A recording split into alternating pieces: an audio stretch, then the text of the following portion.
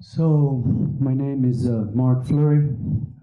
Very honored to be here today. Thank you, Dr. Yuan, for the invitation to come from Atlanta in the United States and visit Beijing and talk to you.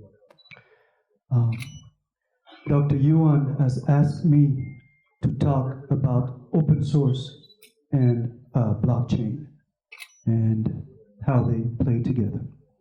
So again, my name is Mark Fleury. I have a doctorate in physics, theoretical physics, and an undergrad in mathematics from France, born in Paris and Spain, Madrid.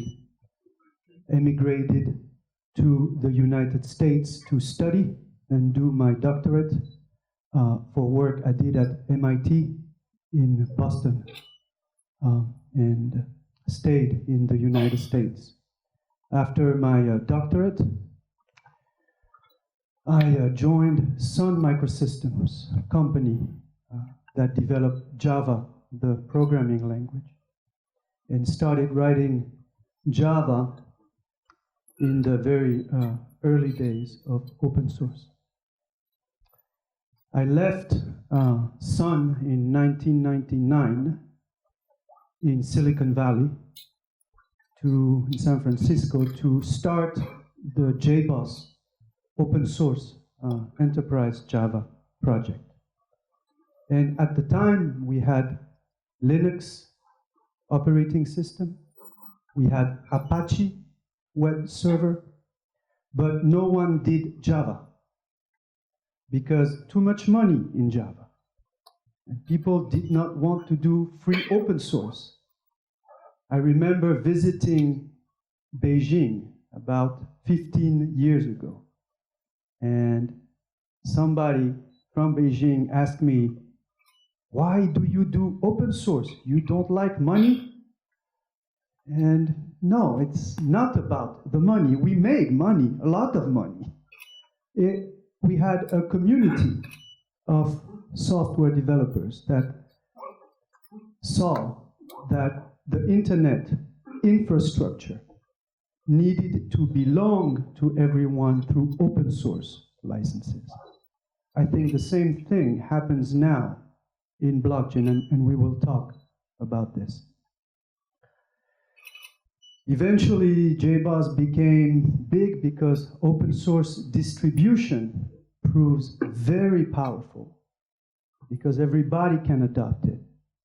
And I did not know it at the time. I had a company and an open source company, but really the reason for our success had to do with open source distribution. People I had never met would take us and put us in government agencies, in corporations. They did not need to talk to me. They did not rely on me. In fact, governments love open source because it does not make them dependent on one corporation. They own the code, they own the data, and therefore they deploy with trust. Open source creates trust. By 2007, after really 8 years, I decided to sell the company to Red Hat, like Red Hat Linux, and move on with my life, which meant two things. I went back to science. Today I do research on foundations of quantum mechanics. Specifically, I conduct computer simulations and experiments in entangled photons. The state-of-the-art technology today belongs actually to China, with satellites that you have launched that create entangled photons between space and Earth, separated photons that entangle. The teams in China, which I have met, have the world record of space to Earth entangled photons. I just do it in my home China does it with space. But I went back to science. Turns out that if you know mathematics and science, then finance proves easy. Because actually the way the finance world, and we will talk about money a lot for the rest of this talk, the way finance models options or prices options, for example, says, I know my state now, I don't know where I will be in the future. Maybe we boom with Bitcoin and we go to 20,000, and I will put 30% probability on that outcome for Bitcoin. Or maybe Bitcoin goes to 0. Another possibility, and I will put a probability of 20%. Or maybe it stays around 10,000 for a while, and I assign a 60% probability. In fact, that constitutes my basic investment thesis in crypto as a hedge fund. The moon, 0, and in between. Probabilities in the future that we cannot know. It turns out that this formalism also exists in quantum mechanics. That's how we do path integral in quantum mechanics. So long story short, and to get to the heart of the topic, I sold in 2007, and 2008, if you remember, we had the US housing financial debt crisis. So I'd made a pile of money, and all of a sudden the markets were disappearing. So I had to study a lot, and very hard to study the banking system and money.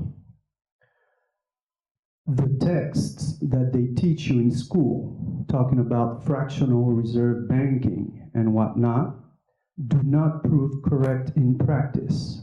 How money gets created in the United States, in Europe, in Japan, definitely in China, all prove different and very hard to study. I actually had to read Marxist economists, academics. They exist in the West, and pretty much the only ones that will study with attention how money gets created in the Western world. Because if you map out the flows of money in the Western world, you have very interesting accumulation loops in the banking system itself, meaning a rent, in the Marxist sense, a rent extracted by the banking system for no reason at all, because they actually create the money out of nothing. We will revisit this point in the talk, for we really want to talk about open source money. When Satoshi released his paper, talking about Satoshi Nakamoto, the creator of Bitcoin, some say it doesn't exist. Some say intelligence agency in the United States. We don't know. He called his paper open source money. I came from open source. I understood money very well, but I did not understand open source money in 2011 when I discovered Bitcoin for the first time. And actually, Gavin Andreessen, the guy who actually ran Bitcoin, asked me, how do I make Bitcoin open source? And I said, I don't know, give them money, give them tokens. And he did. So you had a whole class of billionaires, interestingly appearing that way through open source money. What an interesting concept. In the United States, the Federal Reserve creates base money, which it gives to the banks. You never see Federal Reserve-based money. I never see Federal Reserve-based money. The banks see Federal Reserve-based money, and the banks extend debt to you and me and everybody who buys a house, and this way multiplies the base money. The monetary creation done by the banks. In Europe, slightly different. The European government, now mind you, the Federal Reserve Bank, not a public institution, a private institution. In the United States, the money gets created by a cartel. True story. In Europe, it gets created by government, but still distributed through the banks when local regions need to borrow money. So basically, governments buy from the banks, but you still have a rent extracted at that layer.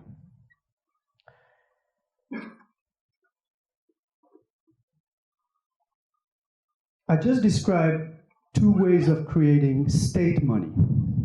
One truly public in Europe, one semi-public with a private cartel, the Federal Reserve System in the United States.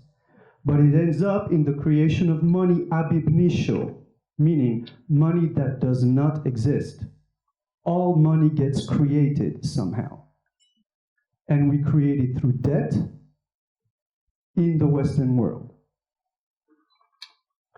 Open source money proves very interesting.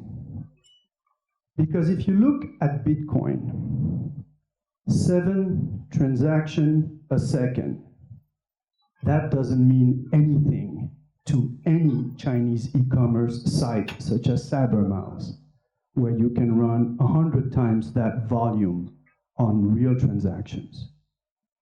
It does not work as a money, as a way of exchange.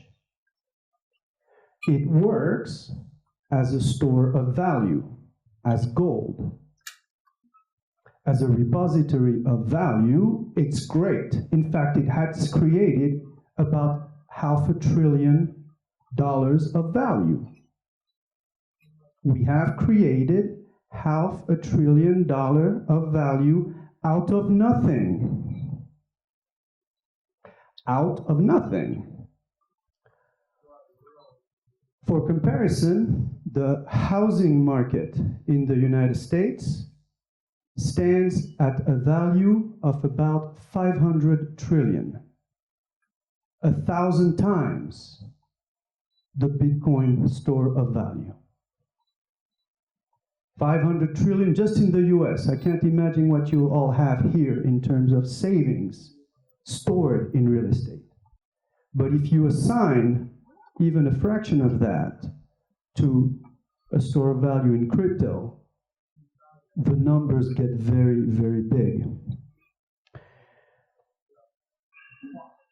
As a money, the mining proves too expensive. The computational resource from Bitcoin miners require a lot of electricity. And Satoshi did that on purpose for 2 reasons: to create trust in a trustless environment, and also to actually mimic the economic of gold production, so that Bitcoin really behaves in the marketplace from a pure financial analysis standpoint as gold. In fact, in the United States, the Federal Regulatory Agency, the CFTC, classifies Bitcoin trading as commodity trading, like corn, oil, and gold.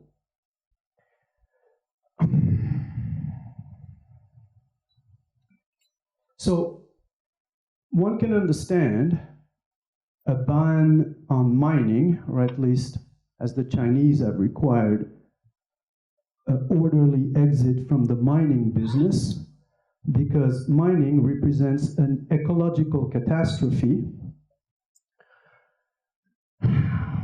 happening right now. And the reason for this ecological catastrophe, again, has 2 reasons. One, copying the economics of gold, which helps the store of value nature, but two, operating in a trustless community. Bitcoin operates without trust, and it enforces the trust by proof of work. You have heard earlier about proof of stake in new blockchain implementations, but proof of work basically says it becomes, in physics, thermodynamically impossible to hack the blockchain at the cost of an ecological catastrophe. So really, blockchain clearly introduces the notion of distributed trust. And you can go from absolutely no trust, such as the origins of Bitcoin, where people used Bitcoin for criminal activity, where you cannot trust anybody, all the way to more trustful networks where we know the partners, and we can create a blockchain of interest amongst the partners. From no trust to community trust. If I know you, I don't have to do that much work.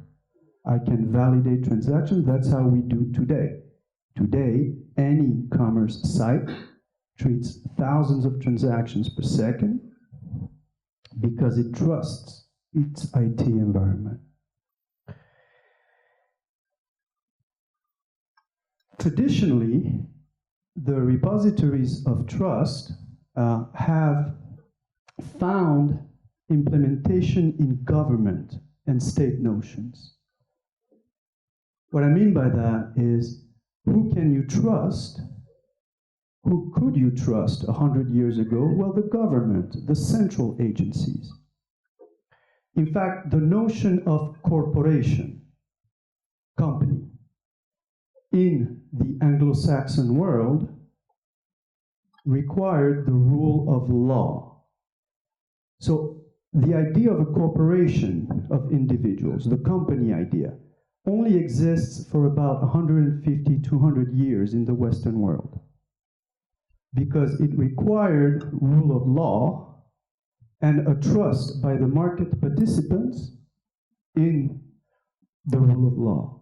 The notion of equity, meaning shares in a company, the things we trade in the New York Stock Exchange, required the notion of corporation and required all this trust infrastructure basically having to do with keeping records. Blockchain now keeps the records in an open source distributed fashion, so that the blockchain company exists to disappear in an open source fashion. What I mean by that is a company in open source will create software and give it away. You don't have to trust me. You just take my code and run it.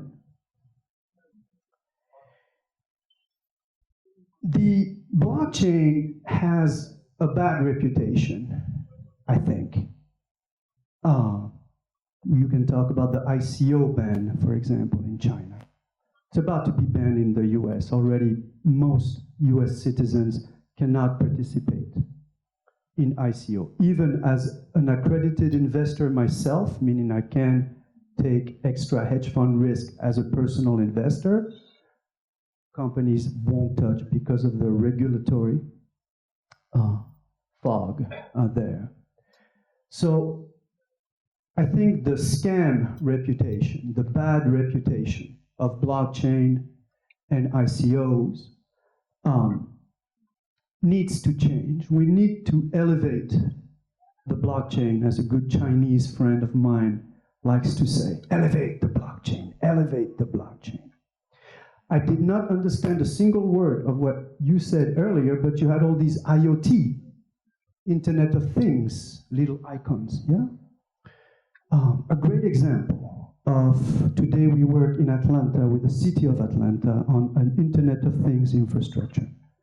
The sewers, the toilets, the lights, the security, the little things, even the medical. Clearly, a great example of city infrastructure that needs to exist as a people-owned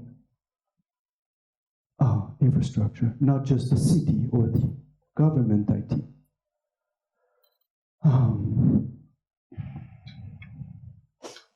I saw some slides from you on the medical side. In the United States, the medical software technology has a corporate monopoly known as Epic Software. And that monopoly owns your personal medical data. In Europe, governments have already legislated that even on a moral philosophy basis, you own your own medical data. And you decide with who you share or not. It's your data. How do you enforce that you own your data? Typically blockchain. Typically blockchain. Same thing with identity. The notion of an identity today exists in our passports. The state gives us an identity. But now on the internet, we can define biometric identity, eyes, fingerprints and thumbs, where your identity gets tied to this internet construct outside of a nation-state trust basis. A natural evolution for it. Even title registry, meaning who owns what, property notions. The notion of who owns this house, registry. Typically, governments provide the trust needed to keep those registries. Blockchain, as an internet repository of trust, takes that and puts it on the network itself, outside of any nation state. So I do believe that we will go from a ICO scam type of current period where people distrust blockchain and Bitcoin to actually, in the future, ubiquitous usage of blockchain technology for society, community purposes, outside of nation state. Just like open source, Microsoft called it a cancer 20 years ago. And now they do it a lot. In fact, they lead. Open source became the natural way for all of us to do internet development. Internet governance, a la blockchain, I think will follow the same trend from no trust to future applications. So to wrap this up, really what we witness right now outside of this future of perfect internet-based society and records, right now we see distributed money creation. The privilege of creating money, usually a king's privilege, historically a king's privilege, today exists with nation states. So Zimbabwe can print. China can print. The United States can print. And they print money that flows in FX, but it remains an artificial construct. Blockchain creates internet money. And who creates the money? We create the money. Who? Well, the geeks.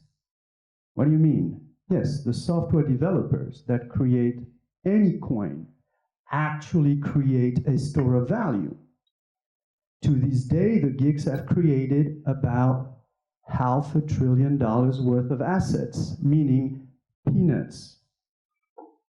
We can do a lot better, at least by a factor of 100.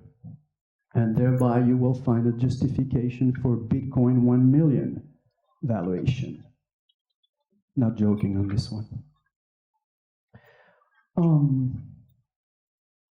But besides just the monetary creation, it accompanies a new corporation creation, meaning we enter a very fluid notion of a corporation, where modern kids work on 4 or 5 projects, maybe belong to 4 or 5 different communities that operate like a supply chain corporation, but much efficient, more fluid, and the contracts on blockchain. If you analyze a lot of the ICO talk today, a lot of people talk about the company this, the company that. Who cares about your company? We want a blockchain. We want a community that owns this blockchain, because it encodes just network assets. So if you think about smart contracts, we have heard about the talk of that from Tim, and the fact that the proof of work really doesn't scale.